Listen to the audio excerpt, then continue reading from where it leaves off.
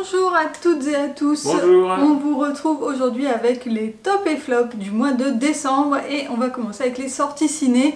Mais j'ai été voir ce film au début du mois, donc je ne suis pas sûre qu'il passe encore là à l'heure où cette vidéo sortira. Il s'agit de House of Gucci, donc c'est le biopic sur la famille Gucci. Le film raconte la chute de la famille Gucci au sein de l'entreprise et de la marque Gucci. Et donc c'est des histoires d'alliances, de trahison, de fraude, etc. Donc c'est Game of Thrones dans le luxe. Le film est hyper bien, alors déjà c'est super bien joué, il y a un gros casting, donc voilà, c'est vraiment des super acteurs. Et ensuite l'histoire, donc qui est une histoire vraie, est quand même assez incroyable. Alors je vous en dis pas plus, mais vraiment si vous avez l'occasion de voir ce film, moi j'ai vraiment beaucoup aimé. Alors, Next, eh ben on a vu Next. Voilà. Quelle transition! Ah bah, c'est bien. Et donc Next, c'est un film de science-fiction, action avec Nicolas Cage, où en fait Nicolas Cage joue le rôle d'un personnage qui a une particularité, c'est qu'il peut percevoir son futur dans les 2 prochaines minutes. Et donc il utilise ce pouvoir pour faire des spectacles, également pour tricher à des jeux d'argent et vivre sa petite vie. À un moment donné, il va se retrouver du coup embarqué dans une intrigue policière sur fond de terrorisme. Je vais pas en dire plus, ça suffit pour lancer ça suffit pour placer le paysage. Et moi j'ai beaucoup aimé voir ce film. Je suis pas un grand fan de Nicolas Cage. Enfin bref, le film était quand même bien et c'est assez haletant. Il y a des petits twists, des rebondissements. C'est pas le film de l'année, mais franchement, on a regardé ça sur Amazon, je crois, ou sur Netflix. Non, sur Amazon, je crois. Ouais. Donc pour une soirée sur Amazon, ça fait totalement le job. C'était très sympathique. Effectivement, le scénario est très sympa et le scénario est tiré d'une nouvelle de Philip K. Dick, soulignons-le. Ensuite, on a regardé justement hier soir Don't Look Up, qui vient juste de sortir sur Netflix. Il y avait plein d'affiches dans le métro. Il y a un gros casting avec Leonardo DiCaprio, Jennifer Lawrence, Meryl Streep et Kate Blanchett, tout à fait. Ron Perlman. Et Ron Perlman, effectivement. Qui a un petit rôle, mais... Qui a un petit rôle, mais qui du coup est sympa dans son petit rôle de... Et Timothée Chalamet, on a failli l'oublier. Et Timothée Chalamet, qui est marqué en gros sur l'affiche, et qu'on voit qu'après un long moment dans le film, en fait, il a un rôle qui est quand même plus petit que la taille de son nom sur l'affiche, mais c'est l'effet d'une. Très bon film, vraiment, moi j'aurais pu payer 10 balles pour aller le voir au cinéma, c'est pour une production Netflix et tout. Oui, c'est vraiment un film de cinéma en fait, et non, c'était vraiment bien. Ah, c'est hyper bien. Alors on raconte le pitch un peu. Alors un tout petit peu. C'est l'histoire de 2 astrophysiciens qui découvrent qu'une comète se dirige tout droit vers la Terre et que la comète fait une taille suffisante pour détruire toute vie sur la Terre. Donc ça démarre un petit peu comme Armageddon avec Bruce Willis. Et par contre, ça se développe très différemment. Voilà. Je pense qu'on peut s'arrêter là sur le pitch. Oui, en fait, le film raconte le traitement médiatique et politique de cette annonce.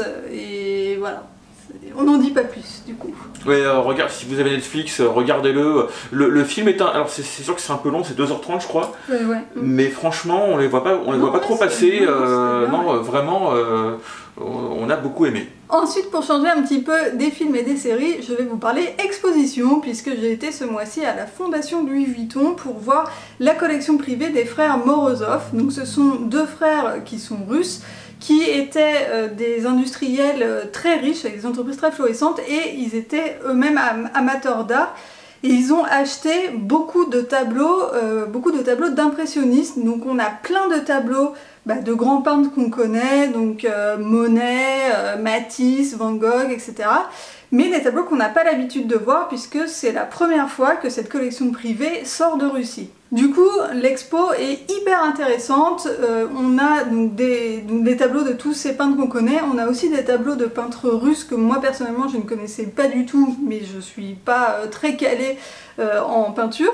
Et en particulier, il y a un tableau de Van Gogh que alors moi je ne connaissais pas du tout, dont je n'avais jamais entendu parler, mais apparemment il est assez connu. Il s'agit du Prisonnier. Je vous mettrai une image si j'arrive à trouver ça sur internet dans l'écran au montage. Et donc voilà, l'expo vaut vraiment le coup, elle dure encore au mois de janvier, donc si jamais vous habitez en région parisienne et que vous avez l'occasion d'y aller, vraiment je vous conseille, c'était une super sortie. Ensuite, c'est l'heure maintenant, c'est le moment préféré de Valérie.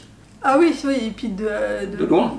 Oui, et de tous les auditeurs de ma chaîne aussi. Absolument, absolument. Donc c'est le moment de l'instant Van Damme.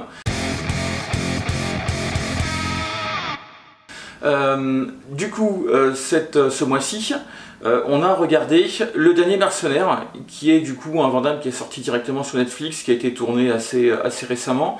Donc maintenant, Jean-Claude Van Damme, il est quand même assez vieillissant, il va vers les 60 ans s'il les a pas déjà, j'ai pas vérifié. Et même s'il est tout à fait en forme pour son âge, c'est sûr que c'est plus les mêmes niveaux de cascade, de baston. Et du coup, il vit un peu sur son image. Mais du coup, il tire des rôles où il est un petit peu une parodie de lui-même. Donc le film est très auto-parodique, il y a un côté un peu méta. Donc on est vraiment à mi-chemin entre le film d'action et la comédie. Donc, je crois d'ailleurs on appelle ça de la comédie d'action.